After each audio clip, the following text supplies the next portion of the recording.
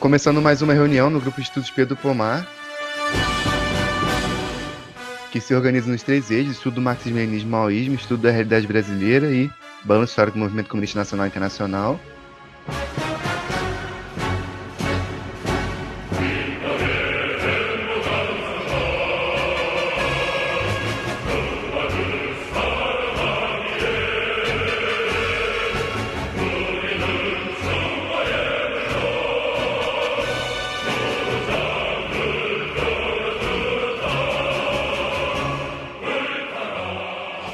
Hoje a gente vai discutir sobre o caráter da sociedade brasileira, o caráter e o conteúdo da Revolução Brasileira, e rebater um pouco as críticas dos trotskistas e filotrotskistas que criticam o suposto etapismo no marxismo-leninismo, esquematismo e tal. Então, primeiramente, dizer que a gente precisa, para fazer uma revolução no nosso país, definir corretamente a realidade do nosso país. Isso parece uma coisa óbvia, mas não é tão óbvio assim. Né? Muitos marxistas e tal ficam só falando de marxismo no geral, capitalismo no geral, quer dizer, e não fazem uma análise da sociedade brasileira, e quando fazem é para falar de capitalismo no geral. Então, é uma análise que não chega a lugar nenhum. A defesa da revolução de nova democracia que a gente faz, né, que é uma revolução que busca assentar as bases da independência através do desenvolvimento das forças produtivas e da passagem, né, do tipo de propriedades pré-capitalistas para propriedades progressistas e democráticas, assim. E também a nacionalização e desbarate de todas as classes reacionárias que são ligadas ao imperialismo e tal, e o próprio imperialismo. Então, dizer primeiramente que a gente classifica o Brasil enquanto país dependente e oprimido pelo imperialismo, no sentido que a dependência ela é contrária à independência, né? E esse é o fator fundamental da economia brasileira, não só um dos fatores, é o fator fundamental mesmo, que faz com que o Brasil não se desenvolva e tal. Então, qual o caráter da dependência do Brasil? A gente primeiro tem que falar de Mariátegui, e é muito importante a gente falar isso, porque muitas pessoas dizem que as concepções de revolução democrática elas são maoístas e tal, sendo que Lenin falava sobre isso, todos os marxistas-leninistas falavam sobre isso, a Terceira Internacional falava sobre isso. Muitos outros dizem, fazem uma crítica já um pouco mais honesta, falando que é stalinismo e tal. Pelo menos eles se opõem dessa maneira também absurda, mas mais honesta, porque tem alguns que se escondem atrás da máscara de sou anti-maoísta, né? Ou seja, cada um deles tem um bode expiatório para bater diferente. Uns batem em Stalin e outros em Mao. Mas só que a Revolução Democrática foi defendida, né, pelo Partido Comunista do Brasil, por vários partidos marxistas-leninistas pelo mundo, nos países semicoloniais, né, e por Mariátegui na hora que ele estava classificando exatamente a América do Sul. Então, Mariátegui defende abertamente a Revolução Democrática. E Mariátegui também define a situação das repúblicas latino-americanas como semicoloniais. Então, a penetração do capitalismo nos países semicoloniais faz com que aumente o caráter semicolonial de sua economia, ao contrário do que falam os defensores do capitalismo desenvolvido, que dizem que a penetração capitalista é a prova do abandono do semicolonialismo. Então, tipo, o desenvolvimento do capitalismo ele é relativo no sentido que ele é exatamente o aprofundamento da semicolonialidade e tal, sabe? Aprofundamento da dependência. Por isso que ele é relativo, né? Ele não é simplesmente inexistente e tal. Isso também serve para opor as ideias tipo, do próprio imperialismo, da própria reação aberta, que fala que a penetração imperialista é desenvolvimento de fato, quando na verdade não é. Né? E muitas pessoas elas se enganam achando que isso é o desenvolvimento. Sabe? A gente define também brevemente o capitalismo burocrático, o tipo de capitalismo que surge nos países oprimidos, que se dá com a hegemonia do capital financeiro e exportação de capitais dos países imperialistas, a remessa de lucro para os países centrais, que se dá através de dívidas, etc., ou através da remessa mesmo do lucro empresarial, a transferência de capital por parte do próprio Estado aos imperialistas, que no Brasil se dá através do próprio BNDES, ou da dívida pública mesmo, né, a própria emissão de moeda e tal. A burguesia subalterna ao imperialismo associado e alimentado com recursos públicos, que é o caráter burocrático da burguesia, da grande burguesia no Brasil. Mao Tse Tung também fala sobre a pequena e média burguesia nos países semicoloniais e coloniais, que tem contradição com o imperialismo, e também temem o proletariado. Também tem contradições com o proletariado, né? Então, tipo, esse é o caráter da dependência do país que eu resumi, e eu resumi, tipo, eu fiz essa introdução dividida nos tópicos que estão no próprio texto, para a gente também ter uma linha no nosso debate, para primeiro a gente discutir isso, o caráter da dependência do Brasil, e depois a gente discutir as outras coisas também. Então é isso, vou terminar de falar por aqui para depois avançar. Então, debatendo sobre o caráter da dependência do país, eu achei interessante esse apontamento que, ao contrário do que muita gente comenta e tal, essa análise sobre a nossa formação econômica e o tipo de relação que os países da América do Sul desempenham e tal, eles foram amplamente estudados por teóricos como Mariátegui e aqui no plano interno como o próprio Nelson Werneck e, enfim, é algo que de fato o presidente Mao Tse Tung ele iria elaborar depois no curso da Revolução na China, uma revolução anticolonial, mas que de fato para cá já existia essa análise e de teóricos que é, estiveram na mesma esteira e na mesma linha de raciocínio, né, de pensamento sobre a realidade de um país semicolonial, antes mesmo de terem lido esses aportes. E isso é algo que confirma a validade, né, dessa própria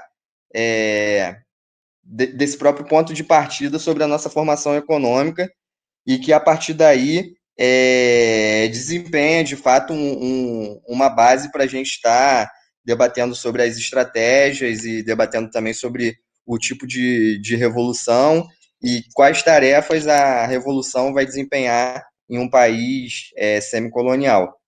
Então, interessante no início do texto que ele vai fazer esses aportes, vai trazer as contribuições de José Carlos Mariátegui, vai mostrar também como que de fato vão ser engendradas essas relações econômicas aqui.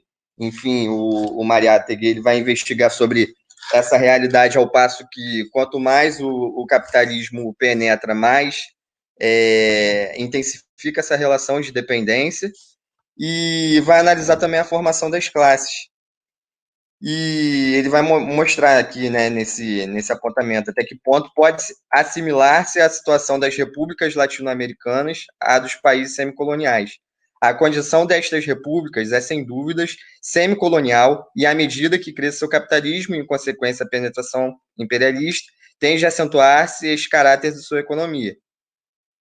E marcando sobre isso, a gente também fala sobre os conceitos que o Pedro levantou, né, do capitalismo burocrático, de como que se dão as composições das nossas classes dominantes.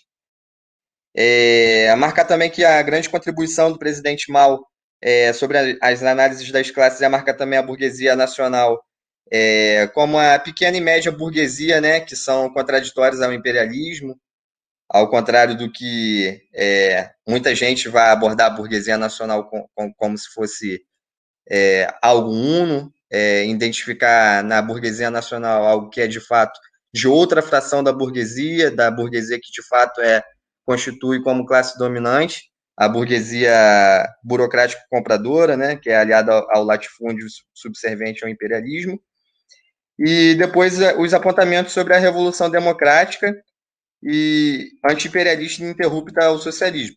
Ele vai marcar que os críticos, né, dessas etapas e tal, por assim dizer, eles negavam abertamente o marxismo-leninismo, eles negavam abertamente quais eram os postulados da Terceira Internacional, do marxismo-leninismo como um todo, para as revoluções dos países semicoloniais e países que eram colônias de fato, e que vão fazer uma análise completamente unilateral e universalizante sobre como que se dá as relações do capitalismo como um todo, né? Sem analisar também as contradições que são diferentes em cada nação, em cada contexto.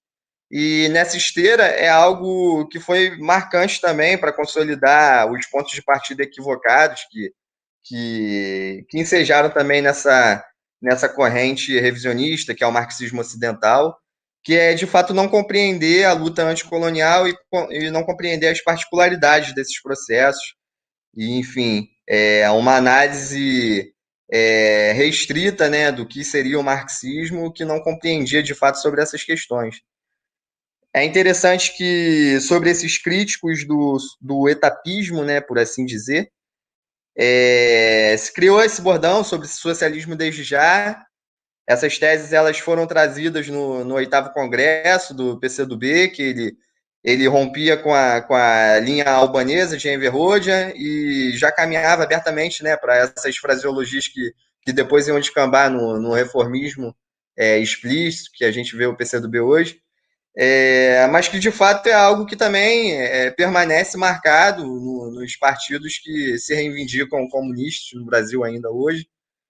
É, Enfim, esse caráter de analisar o Brasil como um país plenamente capitalista, um país em que desenvolveu ao todo todas as suas relações de produção e tal, ao passo que as forças produtivas também foram alavancadas ao máximo, e que o ponto de análise sobre a nossa revolução é que ela tem um caráter puramente socialista.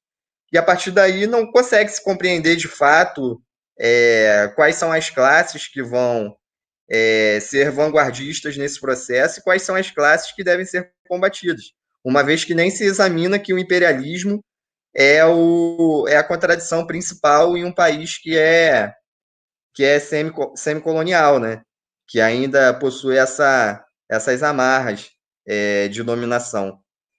E nessa esteira é interessante a gente comentar também que a revolução democrática e anti-imperialista ela vai desempenhar o papel que é materialmente exercido, né, ao longo da história pelas revoluções burguesas, mas que no presente contexto não pode ser levado a cabo pela burguesia, porque a burguesia ela já não é mais uma classe revolucionária, mas uma classe parasitária. Então, a partir daí, a gente fala sobre a união das classes que são progressistas e revolucionárias para desempenhar esse papel histórico do desenvolvimento das forças produtivas e das relações que são inerentes a essa etapa democrática, mas, óbvio, sempre marcando que é conduzida pelo proletariado como vanguarda e conduzindo ininterruptamente ao socialismo. Né? Por isso que Mal vai pontuar sobre a revolução de nova democracia e vai elucidar bem sobre essa questão. Por enquanto, eu vou encerrar minha fala, depois eu volto para comentar sobre os outros tópicos. Eu ia só complementar essa parte sobre o caráter da dependência no Brasil, falando que muitas teses que falam que o Brasil ele é ou capitalismo desenvolvido ou simplesmente o único fator do capitalismo brasileiro que é diferente em relação aos países mais ricos. É que a burguesia é dependente e tal, mas o Brasil, o modo de produção é plenamente capitalista.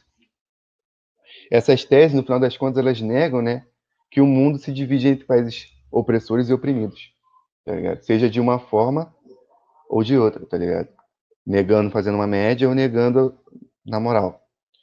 Porque simplesmente elas falam de capitalismo no geral e tudo mais, ou capitalismo global, o capitalismo que é comum a todos, né? Negando realmente que existem países opressores e oprimidos, negando que existem países coloniais e semicoloniais, sabe? Falando assim, todos os países do mundo são capitalistas, o feudalismo ficou para trás, o colonialismo ficou para trás, hoje existem simplesmente países capitalistas fortes e países capitalistas fracos. E eles competem entre si e tal.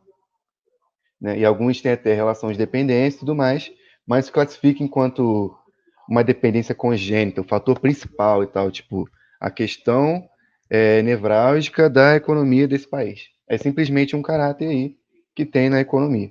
Então, tipo, isso simplesmente nega que tem países opressores e tem países oprimidos, e que o imperialismo não é comum a todos. O imperialismo são determinados países que se desenvolveram e se colocaram no mundo enquanto países imperialistas. Né? Todos os países são imperialistas, então nenhum país é imperialista. Né? Então o imperialismo não existe, tal, é só capitalismo normal. Tipo, isso nega a tese do próprio imperialismo. Sabe? Então era isso, era essa parada que eu queria falar. E outra coisa também, sobre essa parada dessa palavra de etapismo que esses caras usam. Essa palavra ela nega a dialética, porque todos os processos se desenvolvem por etapas. Por que com a revolução seria diferente? Todos os processos têm etapas, eles classificam um processo, tipo, como é que vai ser um processo e vai ser tudo a mesma coisa, né? Então, o cara que ele fala etapismo, ele tá negando a dialética, tá ligado? Como é que ele sabe, como é que ele acha que o socialismo e o comunismo são duas coisas diferentes? Ou são, o comunismo, o socialismo faz parte do processo do que é o comunismo, e ele acha que não existe etapas e tal. Isso não faz nenhum sentido. Certo? E a partir desses apontamentos, né, que desconsideram que no nosso contexto global existem países que de fato são dominantes e países que são dominados, eles consideram de uma forma generalizante que é, as relações entre os países elas se dão basicamente da mesma forma, né? Enfim, não existe algo que é essencial no caráter do capitalismo e da sua forma máxima, que é o imperialismo, de necessariamente manter os países que ele subjuga como países atrasados e, essas nações se desenvolverem a partir desse dado que é o objetivo. Então, fica algo completamente vago. E a partir disso, nesse segundo ponto, que é o suposto imperialismo brasileiro, né, que nem apontam, que é uma ideia que é completamente equivocada e completamente deturpada sobre a nossa realidade nacional, que além de desconsiderar que somos um país semicolonial, que já seria algo grotesco, absurdo e que ensejaria diversos erros na prática, como que de fato ensejou ao longo da década de 50, década de 60, dos desvios que o PCB teve, mas não contente com isso, ainda analisam o Brasil como um país não só plenamente capitalista, mas que atingiu o seu auge, né? Que atingiu a fase imperialista em si, e que eles se utilizam da tese de que a nossa burguesia ela é uma burguesia que atingiu a etapa do capital monopolista, e a partir daí ela busca, em meio à ordem global, ocupar o seu lugar ao sol nessa, nessa disputa interimperialista. E a partir daí é muito interessante, porque o camarada trouxe no texto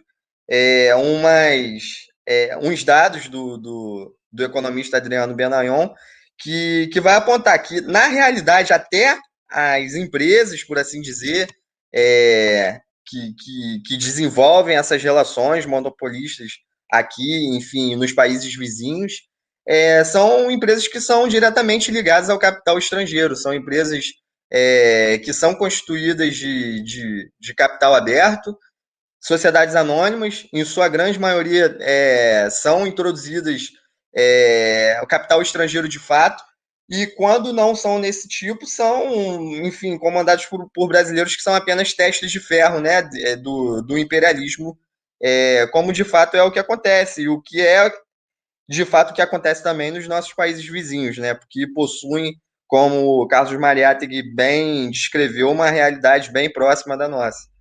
E sobre esses dados, ele vai apontar aqui a citação de Benayon, que em 1971, no auge, né, do suposto milagre econômico, o capital estrangeiro controlava setores importantes da economia. Aí ele vai mostrar que o capital estrangeiro já controlava no mercado de capitais 40%, no comércio externo 62%, serviços públicos 28%, transportes marítimos 82%.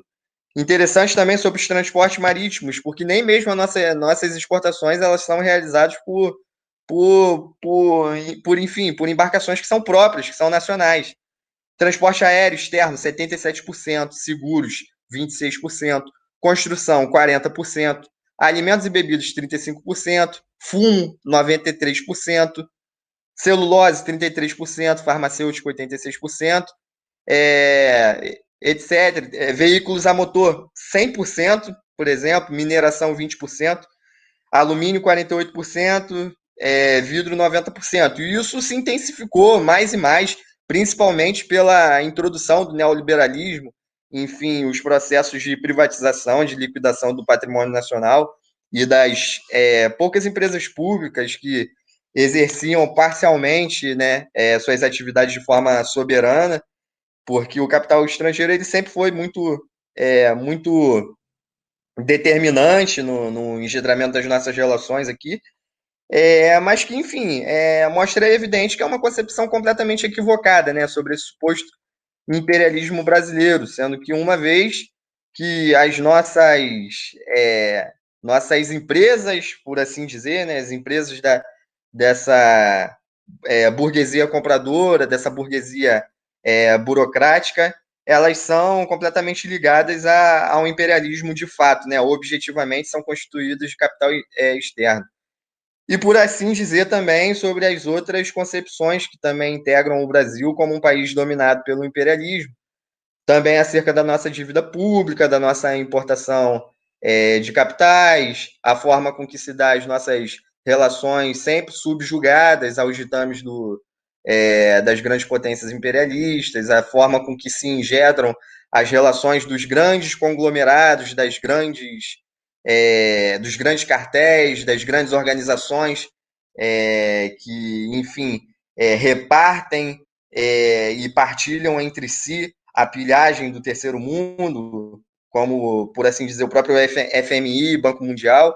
Enfim, essa relação de análise entre o Brasil ter desenvolvido plenamente o capitalismo e ter, enfim, atingido sua fase monopolista e, por assim dizer, também atingir o capitalismo, se mostra completamente falaciosa e, a partir daí, vários erros práticos são cometidos, né?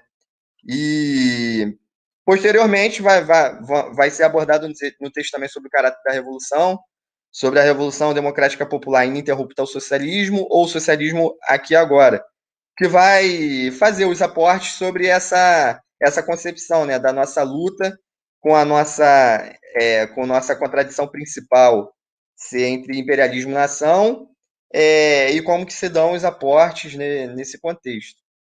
Por enquanto eu vou encerrar minha fala também, de novo.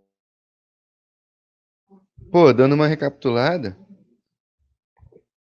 a Revolução Democrática Ininterrupta ao Socialismo é uma revolução que tem tarefas democrático-burguesas, como distribuição de terras, expropriação dos capitais imperialistas e seus aliados internos, e ela se qualifica enquanto revolução democrática de novo tipo, pois está inserida no campo das revoluções proletárias, e ela a condição sine qua non dela é a destruição do Estado burguês antimundiário, né, o Estado semicolonial. Então, segundamente, o que dizem os críticos das etapas? Essa parte é muito importante, tá ligado? Porque, tipo, tem muitos críticos das etapas que nem sabe dessas coisas e simplesmente é papagaio de pirata. Então, tipo, os críticos das etapas, eles se referem ao esquematismo das forças marxistas-leninistas e da Terceira Internacional. Ou seja, eles negam o marxismo-leninismo, negam a Terceira Internacional abertamente. E negam Stalin, sabe? Porque, tipo, a crítica nos documentos dos partidos, PCdoB, PCB, PSTU, PSOL, todos que criticam as etapas e tal da Revolução, eles negam Stalin no sentido de negar a linha política. E tem muitos marxistas por aí que acham que negar Stalin é falar que Stalin matou milhões. Mas negar a linha política é negar Stalin. Sabe, negar o leninismo, negar as contribuições de Stalin por um entendimento da questão nacional e por um entendimento da revolução, é negar Stalin, sabe? E os chefões dos partidos sabem disso. Só que os caras que são mais pobres aí, ou que são, tipo, militantes e tal, não são simplesmente professores acadêmicos, porque esses caras chefões dos partidos revisionistas e oportunistas, a gente nem vê eles na rua. Eles simplesmente criticam o etapismo e acham que podem defender Stalin na mesma medida, sendo que os críticos das etapas, eles falam que as etapas são stalinistas e tal, sabe? O comitê central desses partidos fala isso, tipo, os documentos estão escritos isso e tal. Então, tipo, essa crítica ao etapismo é uma crítica ao stalinismo. Esse conceito aí que esses trotskistas ou filotrotskistas inventaram. Então, como o Nathan falou, o Partido Comunista do Brasil, o PCdoB, rompe com a linha albanesa nesse congresso. E, de acordo com o PCdoB, a revolução tem caráter socialista. Isso é uma virada no sentido reformista. Por mais que isso pareça a esquerdização do partido, ela de fato é a esquerdização, mas isso é reformismo. Porque é defender que determinadas coisas, determinadas tarefas, são socialismo, e defender que o Brasil pode aplicar o socialismo hoje é defender simplesmente que o Brasil pode aplicar o socialismo com um Estado que é esse aí, o Estado semicolonial, sabe? Além de todas essas questões, de dizer que não existe países oprimidos, tem essa questão do reformismo, que é para onde todos esses partidos que criticam o etapismo vão, no final das contas. É a negação da dialética, que eu já falei, que os processos dão por etapas. Então, a partir da década de 80, o PCdoB passa a reivindicar uma concepção errônea de revolução democrática, porque passa a acreditar que ela é possível nos marcos da ordem burguesa. Então, eles também negam a guerra popular em prol de ilusões eleitorais, subordinam toda a política, todas as posições e tudo mais, às ilusões eleitorais. E, enfim, o desenvolvimento do capitalismo no Brasil se apoia nos elementos arcaicos e pré-capitalistas. É isso que caracteriza a semicolonialidade e o capitalismo burocrático. A revolução burguesa não é possível na época do imperialismo, que é uma coisa que eles negam assim também, falando que o Brasil fez uma revolução burguesa no século XX, sendo que aí o latifúndio continua existindo, mas eles nem ligam para isso. E as tarefas democráticas não foram realizadas, como, por exemplo, a reforma agrária, a nacionalização do capital estrangeiro, o não pagamento da dívida, todas essas tarefas democráticas. Então, o PCdoB passa a falar de um novo projeto nacional de desenvolvimento, que é exatamente esse reformismo do socialismo desde já, um partido de todos, as teses khrushchevistas e tal, de partido de todo o povo, estado de todo o povo e tal, né? Tirando a classe do proletariado da jogada. E aí era isso que eu ia falar agora, depois eu falo sobre o imperialismo brasileiro. Bom, eu pretendo aqui fazer alguns pequenos apontamentos sobre a fala do Nathan e do Pedro. E uma crítica geral, que vai pretender ser o mais geral possível, tanto sobre como se chega a essas concepções revisionistas, né, quanto também qual o efeito delas, né, em nossa vida política, né, enquanto pessoas que dizem-se, né, lutadores do povo. Há uma passagem aqui no texto sobre o materialismo dialético e sobre o materialismo histórico de Stalin, onde ele irá dizer, isso está no documento que eu estou olhando aqui na 6ª página, a exigência da instauração da República Democrático-Burguesa nas condições do czarismo e da sociedade burguesa, por exemplo, na Rússia de 1905, foi uma reivindicação perfeitamente compreensível, correta e revolucionária, uma vez que a República Burguesa significava então um passo em frente. Mas a exigência da República Democrática Burguesa nas presentes condições seria absurda e contra-revolucionária, uma vez que a República Burguesa, em comparação com a República Soviética, significa um passo atrás. E aí vamos lá. Primeiro eixo em que analisaremos esta pequena fala de Stalin dentro deste grande e maravilhoso texto. Qual o primeiro eixo? Grande parte dos comunistas, dentro do Partido Comunista por excelência no Brasil à época, que ainda o é hoje, levando-se em conta que o PCdoB não é comunista, não é mais, né? Grande parte irá fazer a crítica do stalinismo. Quais são as bases dessa crítica? As bases dessa crítica provêm tanto do khrushchevismo, né, quanto de sua face mais ocidentalista, que seria o eurocomunismo, aqui no Brasil, personificado na pessoa de Carlos Nelson Coutinho e de outros ali que o apoiavam à época. E esta crítica, ela virá contra o caráter burocrático, né, do governo da era Stalin. Né, na época em que Stalin era ali secretário-geral do Partido Comunista da União Soviética. E esta crítica virá contra um burocratismo que não existiu. Né? Exatamente porque Stalin, em sua condução do Partido Comunista da União Soviética, ele apenas continuou de forma brilhante, de forma plenamente democrática, né? O que é um contrassenso para certos comunistas e o que é de doer a cabeça que isso seja um contrassenso para eles, mas de forma plenamente democrática as depurações que já haviam sido iniciadas por Lenin. E aí, a partir dessa crítica abstrata, a partir dessa crítica que não leva em consideração as condições reais de uma revolução e não leva em consideração as condições reais da sabotagem trotskista e de Zinoviev e de Bukharin,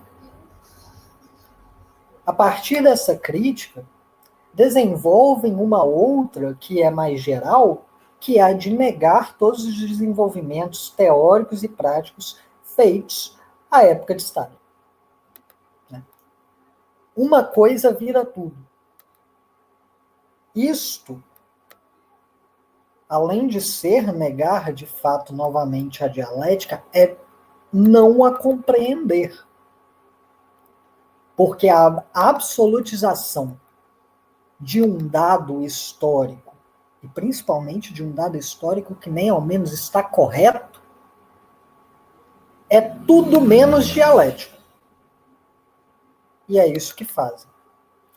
E aí fazem essa crítica e desconsideram o conhecimento gigantesco de Stalin da questão do socialismo, chegando-se ao ponto de ter autores, e um deles, grande propositor e defensor da linha eurocomunista, mesmo que debaixo dos panos, que é o Leandro Konder, que vão dizer que Stalin não compreendia de forma nenhuma a dialética. E ele diz isso com uma empáfia gigantesca, né? Sendo que Stalin estava na direção de um partido comunista real. E ele diz isso com uma empáfia da posição de alguém que não está dirigindo uma revolução e que não poderia. Porque não tem a capacidade para tal. E ele fala isso, e aí quando a gente olha para essa citação de Stalin, e ele diz, a reivindicação da República Democrática Burguesa foi revolucionária, a gente compreende porque é tão comum, né? E aí já vem para a aplicação o que isso leva na vida política dos partidos comunistas, a gente compreende por que essa linha de pensamento de Stalin é tão rechaçada. Porque Stalin, isso não é coisa do maoísmo. E reivindicar Stalin em abstrato também não faz sentido. Stalin já defendia que dentro do processo dialético que levará à Revolução Socialista, teremos que reivindicar etapas que serão contraditórias. Porque o próprio socialismo é em si uma etapa ainda contraditória. O próprio socialismo não é a negação mecânica da forma que pretendem fazê-lo parecer do capitalismo. Porque o que é o burocratismo que criticam em Stalin? É exatamente a adaptação pro socialismo da burocracia que é necessária para que se mantenha um Estado. Ele lutou e muito contra o carreirismo dentro do partido, contra as concepções errôneas no seio do partido. E aí fazem esta crítica exatamente porque Stalin ele tinha consciência da realidade. E nós temos que pensar de forma dialética a Revolução Brasileira ou nunca acontecerá. Por quê? Porque se para a Rússia de 1905, que era dominada pelo feudalismo em grande parte, né? Se para a Rússia de 1905 fazia sentido reclamar a República Democrática Burguesa e os partidos, o Partido Comunista, que à época era social-democrata, reclamou a República Democrática Burguesa, para nós, quando vamos falar de Revolução Brasileira, temos que falar de desenvolvimento das cadeias produtivas nacionais. E temos que falar de independência real. Porque se não falamos de independência real, e isto é o grande problema, porque subordinamos o socialismo e a democracia real, subordinamos o socialismo e a independência que se verifica na materialidade a uma concepção abstrata de democracia, que vem exatamente desta linha revisionista que fala de democracia como valor universal. Quando subordinamos essas coisas a isso, subordinamos a vontade do povo, subordinamos a força revolucionária do povo a um fim que não existe. Ou tomamos, na linha de Bernstein, lá no Partido Social Democrata Alemão, em sua época mais revisionista, Bernstein foi o pai do revisionismo que viria a ser kautskista, pegamos e colocamos a questão do imediatismo. Ou se faz um ou se faz outro. E os dois desembocam na mesma coisa. Uma falha completa na compreensão da necessidade de que desenvolvamos as nossas cadeias produtivas sob uma nova democracia, que será dirigida necessariamente pelo povo, onde as classes que são nacionalistas, né, que têm em sua, como princípio, o interesse da nação, mesmo as classes pequeno-burguesas e burguesas, serão subordinadas aos trabalhadores e camponeses, que são as classes mais avançadas no quesito da revolução. Tudo bem? Isso aí é corretíssimo. Agora, quando colocamos toda a questão numa visão mecanicista de socialismo, onde ou os proletários serão os grandes dirigentes da revolução ou não haverá revolução alguma, você simplesmente está subordinando a realidade à teoria. E isso, para mim, e creio que todos aqui concordem, seria inédito, seria completamente esdrúxulo para o marxismo real. Seria completamente fora das bases marxistas você subordinar a realidade à teoria. A realidade não deve ser subordinada à teoria. Ela deve ser analisada e, a partir disso, confirma-se a teoria e desenvolve-se a teoria. Depois dessa brilhante fala do Marconi, eu queria pontuar sobre essas concepções extremamente equivocadas do eurocomunismo.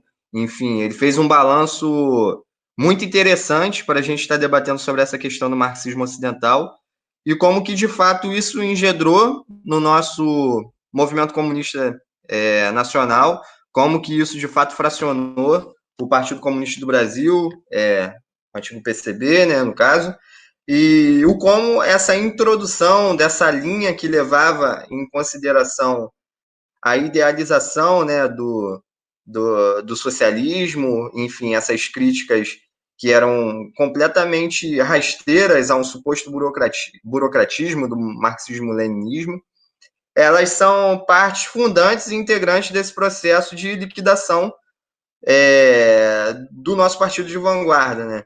E, inclusive, é muito contraditório, como o Marconi pontuou, alguns partidos que, de fato, assimilaram integralmente essas teses, enfim, até hoje replicam esses teóricos ao mesmo tempo que na fraseologia se portam como defensores do marxismo-leninismo.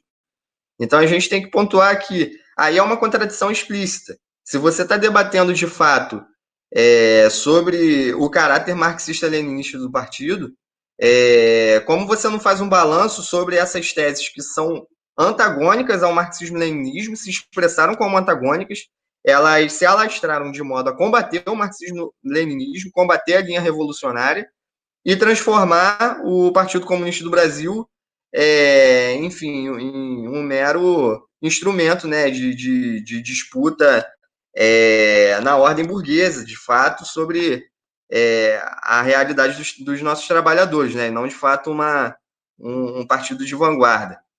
E nessa situação se negligencia completamente a história do PCB, se negligencia também como que foi o fracionamento, negligencia como que de forma heróica, enfim,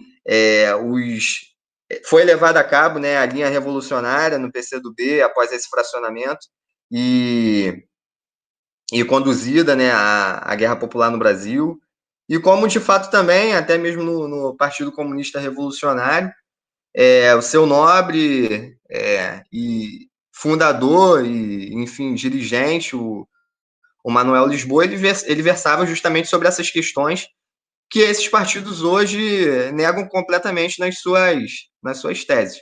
Então, eu vou fazer aqui uma breve leitura só para exemplificar essa contradição que o Marconi explicitou. A gente está debatendo hoje sobre a Revolução de Nova Democracia, sobre o caráter semicolonial do Brasil, sobre como essa tese de crítica ao etapismo é uma afronta ao marxismo-leninismo, é uma tese que levou ao reformismo e, enfim, como que se dá de fato a nossa contradição principal ser entre o imperialismo e nação, né? E as perspectivas que a gente tem que trabalhar em relação a isso. Então, eu vou fazer uma leitura aqui do primeiro ponto mesmo, da Carta de 12 Pontos, aos comunistas revolucionários, do Manuel Lisboa, 1966. Manuel Lisboa, esse que ainda é reivindicado apenas por fraseologia, né, como a gente vai demonstrar aqui numa breve leitura, por parte, né, dos pretensos vanguardistas, né, e, enfim, que ainda se denominam como comunistas, marxistas-leninistas, mas que na prática são completamente contrários ao que o próprio Manuel Lisboa ele pontuava. Aqui no primeiro ponto dele, ele vai botar a contradição principal que se manifesta em nossa sociedade é aquela entre o imperialismo norte-americano e o nosso povo. A natureza agressiva do imperialismo exige uma constante aplicação de sua política de dominação e exploração. Em virtude desse fato, o imperialismo yankee dirigiu e executou por intermédio dos militares reacionários, os gorilas, o golpe de 1º de abril de 1964. Então ele vai falar aqui justamente sobre esse caráter que a gente está pontuando, que a nossa contradição principal é entre imperialismo e nação.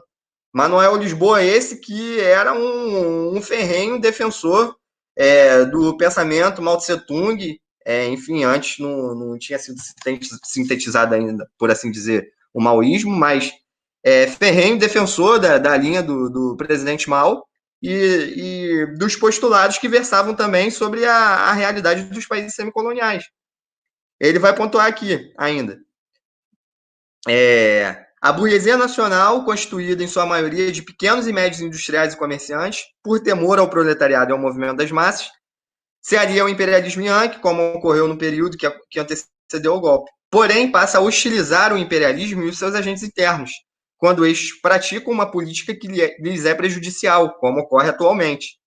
Então ele vai falar também sobre o caráter contraditório entre a burguesia nacional, né, que é a pequena e média burguesia, com o imperialismo, ao mesmo tempo que ela é vacilante com o proletariado. Mas que, de fato, a contradição principal dela é contra o imperialismo. E ele vai marcar, por fim, nesse primeiro ponto. Contudo, ainda mesmo os seus elementos mais progressistas não conseguem formular e levar à prática uma luta consequente contra o imperialismo e o latifúndio, que se constituem obstáculos à sua expansão como classe. A burguesia nacional em nossa pátria, como as burguesias nacionais do mundo subdesenvolvido, é incapaz de dirigir e realizar a luta contra o imperialismo e o latifúndio e capitula diante dessas forças. Então ele vai falar sobre essa contradição entre a pequena burguesia, pequena e média burguesia com o imperialismo, e vai falar que o proletariado ele tem um papel determinante, né, para traçar sobre essa aliança nessa frente única revolucionária. Então eu vou fazer uma breve leitura aqui também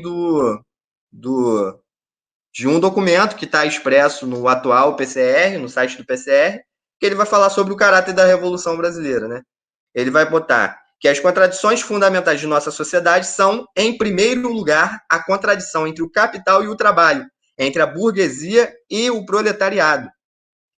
Bom, no primeiro ponto de Manuel Lisboa, que é um camarada que é um herói, de fato, brasileiro, que é propagado pelo PCR, e eles já negligenciam por completo. E eles caem nessas teses que tanto Marconi quanto Pedro pontuaram muito bem e que está sendo debatido no texto, sobre o pleno desenvolvimento do capitalismo no Brasil.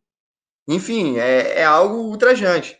E a partir daí eu vou ler também uma tese do PCB, do último congresso deles, enfim, que eles vão analisar no mesmo sentido. Uma economia que vai analisar o caráter da economia brasileira como uma economia capitalista completa e que, ainda que se mantenha subordinada ao imperialismo, não pode ser caracterizada como dependente, ou seja, uma economia que não atinge a forma madura por estar constrangida por qualquer tipo de dominação externa.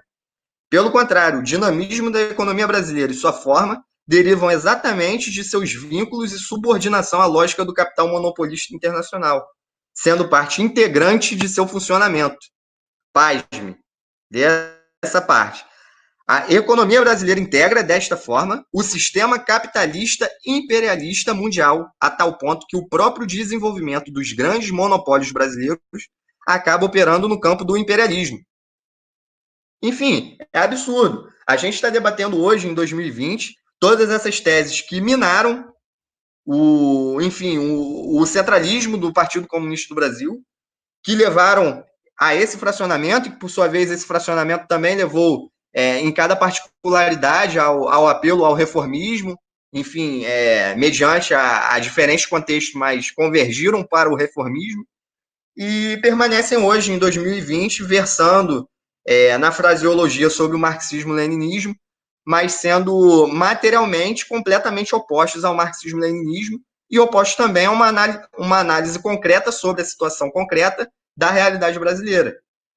Então, a partir daí, fica explícita essas contradições e fica explícito também que um erro de análise conjuntural dessa forma, um erro de análise sobre o caráter da nossa nação, também vai levar fatalmente a erros práticos. Eu vou, então, aqui comentar rapidamente a sua fala, principalmente no ponto em que se refere, né, a questão da continuidade desta linha reformista, revisionista que foi instaurada já desde os anos 50, com o praxismo que adotou o PCB histórico naquela época, né? Mas que foi plenamente desenvolvida em 1979, creio eu, né, com as teses de Coutinho e com a permanência disso, não apenas no PCB atual, mas que foi, né, difundido para diversos partidos e comentando até mesmo coisas que são bem atuais aqui. Tentarei aí continuar o que você iniciou com a sua bela fala aí. Quando a gente fala, né, da permanência dessas teses, o que a gente leva em conta? Veja bem, no ano de 2016, não, perdão, no ano de 2013, houve uma resolução, né, falando sobre a criação do Partido Comunista Brasileiro, né, onde fazia-se a crítica do PCdoB. Agora veja bem, esta crítica do PCdoB, ela se dirige nos parágrafos finais da crítica ao PCdoB atual. E nos parágrafos iniciais ao PCdoB histórico, né? Da época lá do desligamento de grande parte do Comitê Central do PCB. E é engraçadíssimo, porque quando você pega e você critica o PCdoB, a época da ditadura, com um orgulho, né, como é feito neste texto a que me refiro,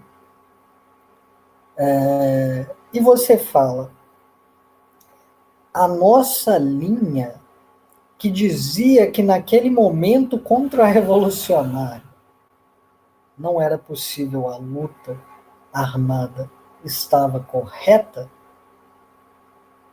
o que você comprova? O que você comprova é que você não abandonou a linha atual, a linha anterior. O que você comprova é que você foi derrotado historicamente e está imputando o erro ao outro. Está dizendo que o outro, por tentar fazer alguma coisa que você não apoiou à época, está errado. Agora, com o seu apoio, talvez tivesse dado certo, mas estava ou no praxismo infantil ou no eurocomunismo mais infantil ainda, dizendo que deveríamos, e gente, isso é de dar dor de cabeça em qualquer um, que deveríamos, à época da ditadura, o cara coloca isso no texto, não no texto do Coutinho, essa, né?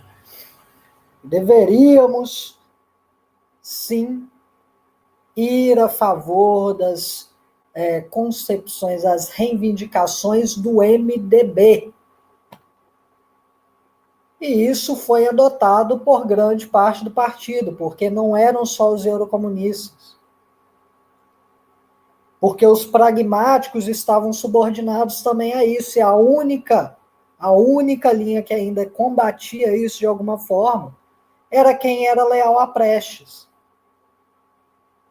Ou seja, grande parte do partido, a maior parte, estava subordinada a isso.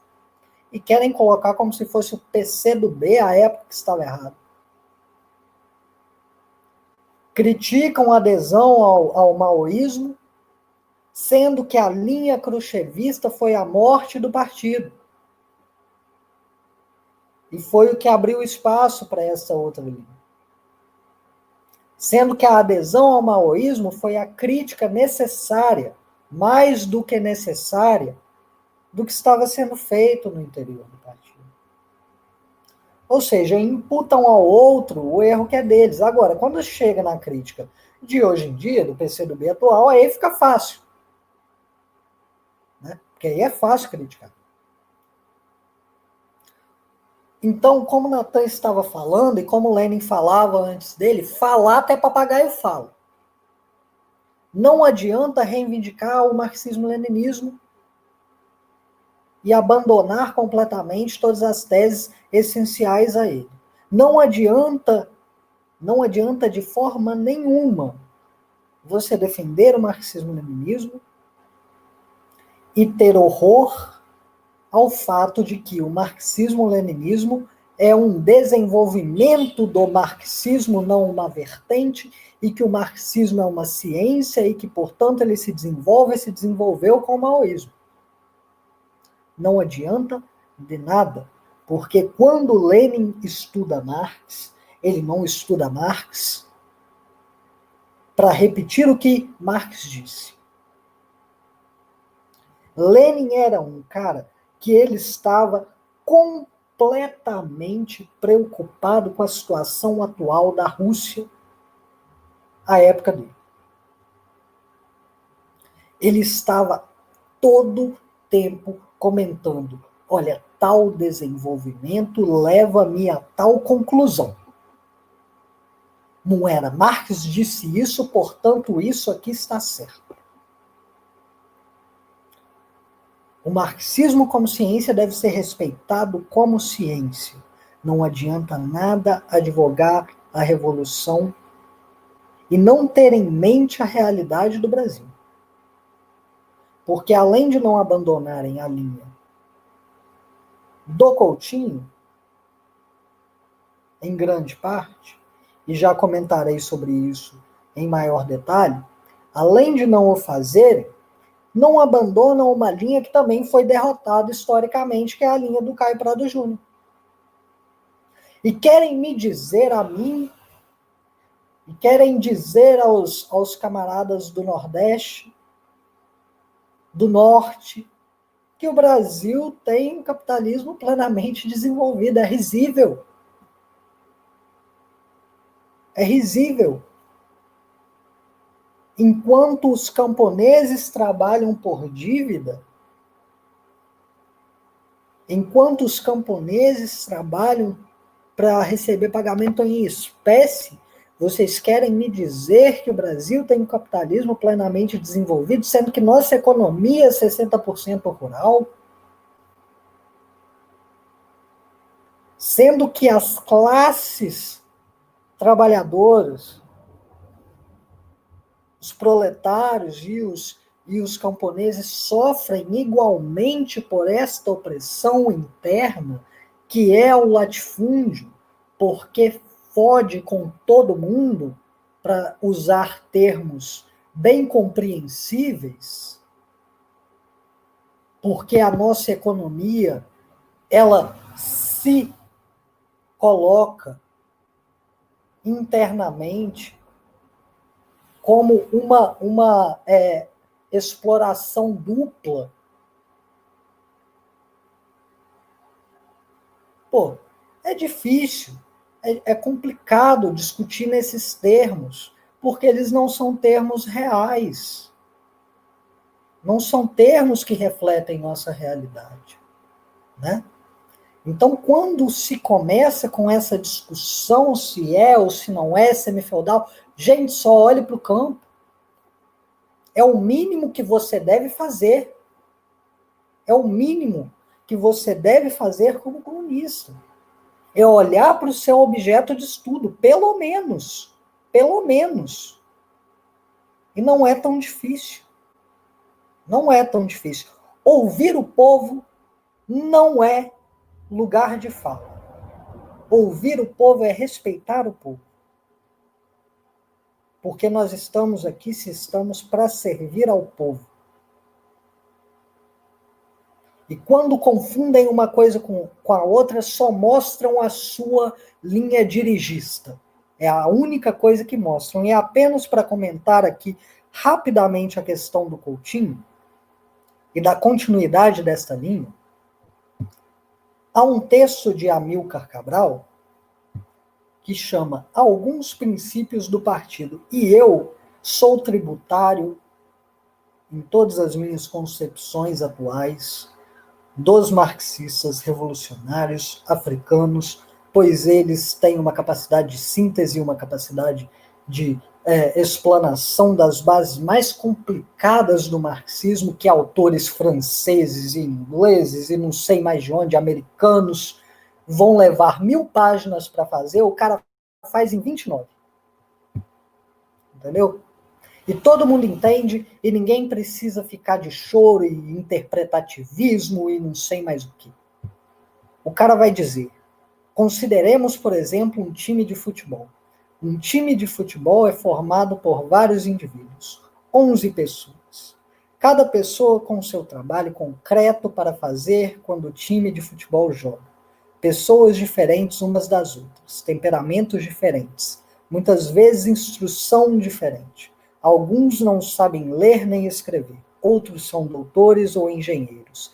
Religião diferente. Um pode ser muçulmano, outro católico, etc. Mesmo de política diferente. Um pode ser de um partido, outro do outro. Um pode ser da situação, como por exemplo em Portugal, outro pode ser da oposição. Quer dizer, pessoas diferentes umas das outras, considerando-se cada uma diferente da outra, mas do mesmo time de futebol. E se esse time de futebol, no momento em que está a jogar, não conseguir realizar a unidade de todos os elementos, não conseguirá ser um time de futebol. Cada um pode conservar a sua personalidade, as suas ideias, a sua religião, os seus problemas pessoais, um pouco da sua maneira de jogar mesmo, mas eles têm que obedecer todos a uma coisa, têm que agir em conjunto para meter gols contra qualquer adversário com quem estiver a jogar. Quer dizer, a roda deste objetivo concreto, meter o máximo de gols contra o adversário. E isso que Amílcar Cabral diz de forma tão simples, isso pode ser aplicado tanto à questão da união partidária interna, quanto à questão da união com os outros elementos da sociedade. Porque não adianta para um comunista, não adianta para o povo que você faça uniões e chame-as de estratégica, entendeu? Você faz uma aliança e fala, é uma aliança estratégica, sendo que você não tem ganho nenhum com isso. E o que essas linhas hoje em dia, que dizem ter superado, já superamos aquele erro que cometemos ali, e na verdade se colocam fazendo essas alianças para ganho nenhum, ou para ganhos pífios, e que não são levados para frente.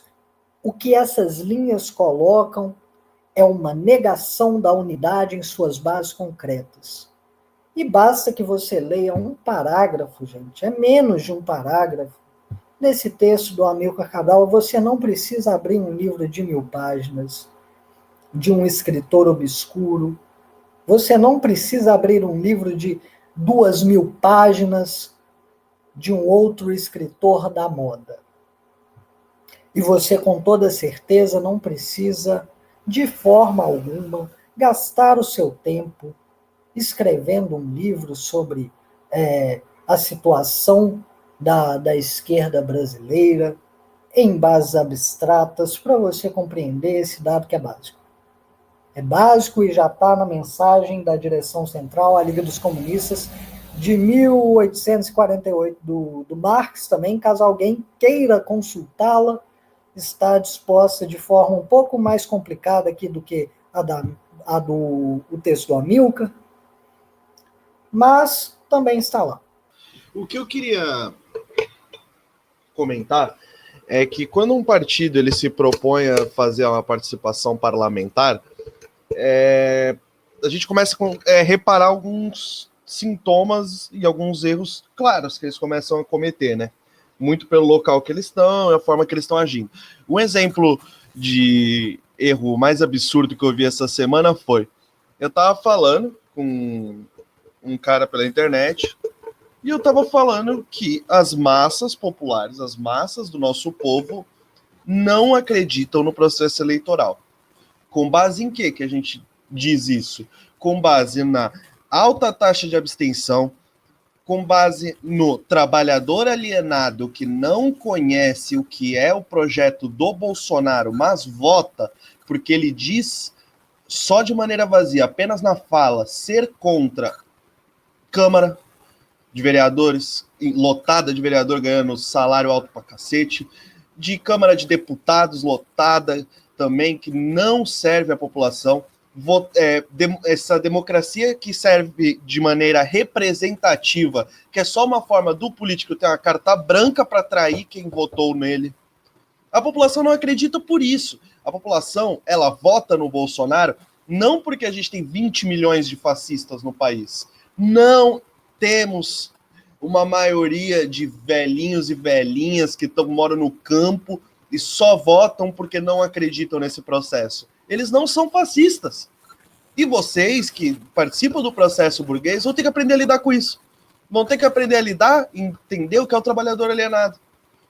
Porque o processo da democracia burguesa e de disputa de eleição foi colocado por Lenin para que a participação era feita apenas quando a população dava crédito, né, acreditava e confiava no processo eleitoral e na Câmara.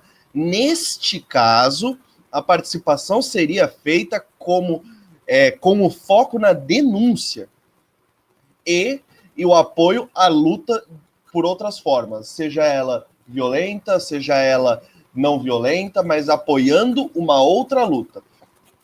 Os partidos que se colocam na defesa e na validação desse processo falso, desse processo antidemocrático, de maneira abstrata, que é a eleição, são os partidos que não têm luta de outra frente, não tem outro tipo de luta para promover, não tem outro tipo de luta para avançar aquela linha da luta de guerrilha para o seio da massa, se utilizando por um momento dessa denúncia ao parlamento. Por quê? Primeiro, eles não estão denunciando o parlamento, eles estão validando o parlamento. Segundo, eles estão fazendo alianças com um partido, principalmente eu vejo muito ser feita aliança, que é o PSOL, que a gente tem que lembrar que esse partido deu um golpe, apoiou o golpe neonazista na Ucrânia. Esse partido apoiou a queda do Gaddafi.